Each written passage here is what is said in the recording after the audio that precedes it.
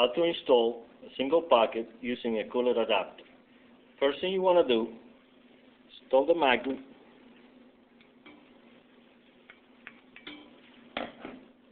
using 2 screws in the cooler adapter. Next, place a single pocket on the adapter.